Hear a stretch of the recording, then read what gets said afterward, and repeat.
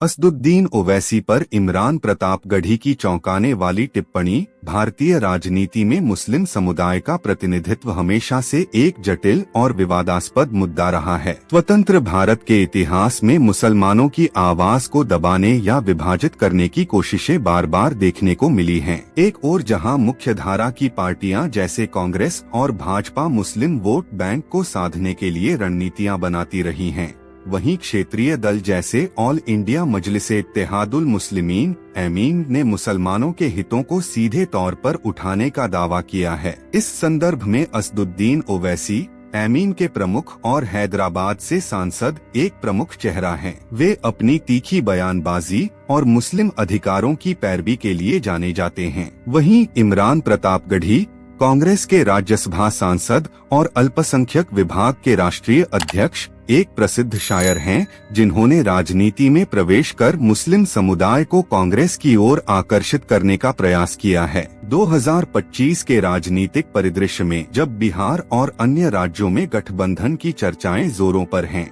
इमरान प्रतापगढ़ी की असदुद्दीन ओवैसी पर की गई टिप्पणी ने सोशल मीडिया और राजनीतिक हलकों में हंगामा मचा दिया। यह टिप्पणी इतनी चौंकाने वाली थी कि इसे ओवैसी को एनडीए का अघोषित हिस्सा बताने के रूप में देखा गया। यह न केवल दो नेताओं के बीच वैचारिक टकराव को दर्शाती है, बल्कि मुस्लिम वोटों के ध्रुवीकरण की राजनीति को भी उजागर करती है। इस टिप्पणी के पृष्ठभूमि, संदर्भ, प्रभाव और व्यापक निहितार्थों का विस्तार से विश्लेषण करेंगे। असदुद्दीन ओवैसी का जन्म 1969 में हैदराबाद में एक प्रमुख मुस्लिम परिवार में हुआ। उनके पिता सुल्तान सलाहुद्दीन ओवैसी एमीन के संस्थापक थे, जो मूल रूप से एक क्षेत्रीय पार्टी के रूप में स्थापित हुई, लेकिन ओवैसी के नेतृत्व में राष्ट्रीय स्तर पर विस्तार करने लगी। 2004 से हैदराबाद लोकसभा सीट से सांसद ओवैसी ने एमीन को महाराष्ट्र, बिहार, तेलंगाना और उत्तर प्रदेश जैसे राज्यों में फैलाया। उनकी राजनीति मुख्य रूप से मुस्लिम मुद्दों पर केंद्रित है,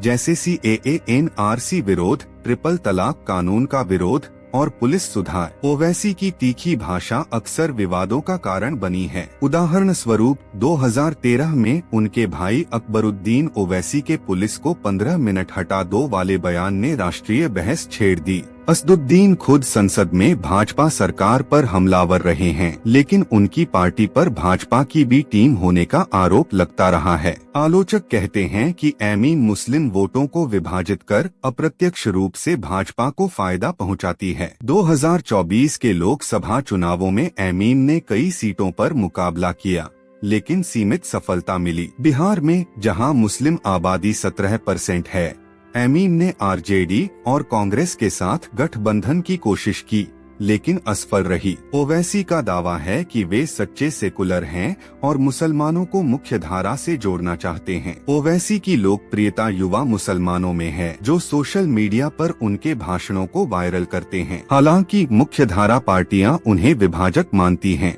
2025 में बिहार विधानसभा चुनावों से पहले ओवैसी ने कांग्रेस नीतीश गठबंधन से गठबंधन की पेशकश की, जो इस टिप्पणी का संदर्भ बनी। इमरान प्रतापगढ़ी, असली नाम मोहम्मद इमरान खान, का जन्म 1974 में उत्तर प्रदेश के प्रतापगढ़ में हुआ। वे इलाहाबाद विश्वविद्यालय से स्नातक हैं और उर्दू साहित्य में पारंगत। एक समय वे मदरसों और मुस्लिम शिक्षा के लिए अभियान चलाते थे, जहां उन्होंने क्राउड फंडिंग के जरिए Imran Pratapgarhi educational and social welfare society स्थापित की। उनकी शायरी जैसे यहीं पर नहीं जिंदगी खत्म होती या कोरोना पर गज़लें ने उन्हें मुशायरों में प्रसिद्धि दिलाई। 2018 में कांग्रेस में शामिल होने के बाद प्रतापगढ़ी ने तेजी से तरक्की की। 2020 में राज्यसभा सदस्य बने और अल्पसंख्यक विभाग के चेयरमैन। कांग्रेस ने उन्हें मुस्लिम वोटों को साधने के लिए चुना, खासकर ओवैसी जैसे नेताओं के प्रभाव को काउंटर करने के लिए। प्रतापगढ़ी की राजनीति में उनकी शायरी एक हथियार है, वे रैलियों में कविताओं से भीड़ को भावुक करते हैं। हालांकि उनके खिलाफ विवाद भी रहे, जैसे 2023 में गुजरात में एक कविता पर एफआईआर, जिसे सुप्रीम कोर्ट ने 2025 में रद्द कर दिया। कोर्ट ने कहा कि अभिव्यक्ति की स्वतंत्रता की रक्षा जजों का कर्तव्य है। प्रतापगढ़ी ने मुस्लिम युवाओं को मुख्य धारा में लाने पर जोर दिया है। 2022 के गुजरात चुनावों में गोधरा में उनकी सभा में ओवैसी पर टिप्पणी से हंगामा हुआ, जहां एमीन समर्थकों ने विरोध किया। प्रतापगढ़ी ने एमीन को भाजपा का एजेंट कहा, जो मुस्लिम वोट बांटती है। उनकी यह रणनीति कांग्रेस के लिए फायदेमंद रही, लेकिन मुस्लिम समुदाय में विभाजन पैदा कर रही है। घटना 23 अगस्त 2025 को बिहार में हुई, जब एक पत्रकार ने इमरान प्रतापगढ़ी से पूछा, असदुद्दीन ओवैसी का बार बार बयान आया है कि बिहार में वो आप लोगों कांग्रेस के साथ गठबंधन करना चाहते हैं। प्रतापगढ़ी ने तुरंत पलटवार किया, क्या वो एनडीए के साथ अघोषित गठबंधन से बाहर निकल आए हैं? उन्होंने आगे कहा, आप छानबीन कीजिए, खोजी पत्रकारिता कीजिए, आपको गठबंधन समझ आ जाएगा। यह टिप्पणी वायरल हो गई, क्योंकि यह ओवैसी को सीधे तौर पर भाजपा का अघोषित सहयोगी बता रही थी। यह टिप्पणी चौंकाने वाली इसलिए थी क्योंकि एक बिहार में 2025 चुनावों से पहले एमीन ने महागठबंधन कांग्रेस से गठबंधन की पेशकश की थी। ओवैसी ने कहा था कि वे मुस्लिम वोटों को एकजुट करना चाहते हैं, लेकिन प्रतापगढ़ी का यह बयान गठबंधन को तोड़ने जैसा था। नंबर 2, 2024 के किशनगंज चुनावों में प्रतापगढ़ी ने ओवैसी को बूढ़ा शेर कहा, खुद को जवान शेर बताते हुए कांग्रेस प्रत्याशी के लिए वोट मांगे। उन्होंने एमीन को एनडीए का हिस्सा बताया। नंबर 3, एक्स पूर्व ट्विटर पर यह वीडियो वायरल हुआ, जहां इमरान वर्सेस ओवैसी ट्रेंड करने लगा। एमीन समर्थकों ने प्रतापगढ़ी को 2 कौड़ी का शायर कहा, जबकि कांग्रेस समर्थक इसे सच्चाई बता रहे थे।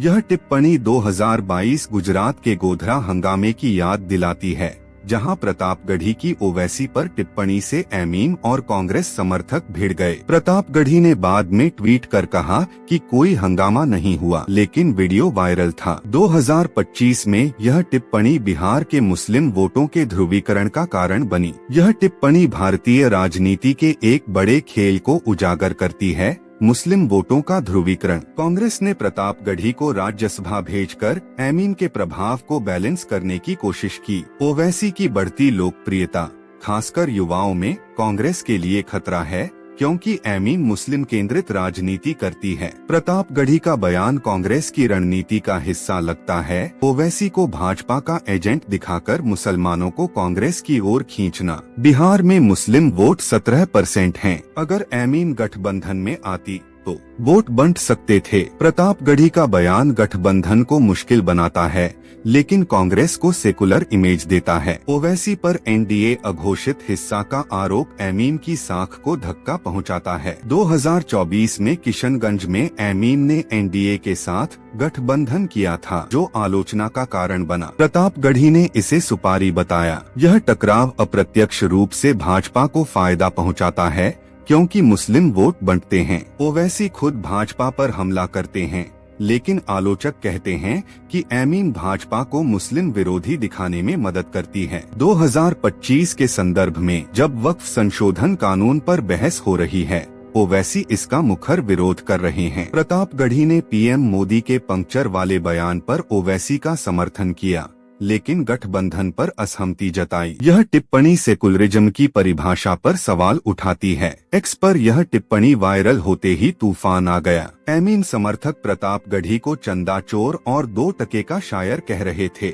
एक पोस्ट में कहा गया, इमरान प्रतापगढ़ी, अभी तुम्हारी इतनी औकात नहीं हुई कि तुम खुद को या किसी और किताब को हमारी मुक़द्दस कुरान के समकक्ष रख सको। ओवैसी समर्थकों ने पुराने वीडियो शेयर किए, जहां प्रतापगढ़ी अकबरुद्दीन ओवैसी की तारीफ में मैं पढ़ते थे। कांग्रेस समर्थक इसे राजनीतिक सत्य बता रहे थे। एक यूजर ने लिखा, इमरान प्रतापगढ़ी का बयान हैरान करने वाला नहीं, कांग्रेस की रणनीति है। ट्रोलिंग इतनी तीव्र थी कि बॉयकॉट इमरान ट्रेंड करने लगा। एमीन प्रवक्ता वारिस पठान ने कहा, जो वार्ड काउंसलर नहीं जीत सकता, वो 5 बार सांसद को नसीहत दे रहा है। प्रतापगढ़ी ने जवाब में कहा, ओवैसी को अपने समाज का कोई दूसरा नेता उभरता पसंद नहीं। यह सोशल मीडिया बहस मुस्लिम एकता पर सवाल उठाती है। कई यूजर्स ने कहा कि ऐसे बयान समुदाय को कमजोर करते हैं। भारतीय राजनीति में मुस्लिम नेताओं के बीच टकराव नया नहीं। 1930 से 40 के दशक में मुस्लिम लीग और कांग्रेस के बीच विभाजन हुआ। आज ओवैसी वर्सेस प्रतापगढ़ी यह पुरानी दुश्मनी का रूप है। 2022 गुजरात में गोधरा हंगामा इसका उदाहरण है, जहां ओवैसी टिप्पणी से मारपीट हुई। 2024 किशनगंज में प्रतापगढ़ी ने ओवैसी को बूढ़ा शेर कहा।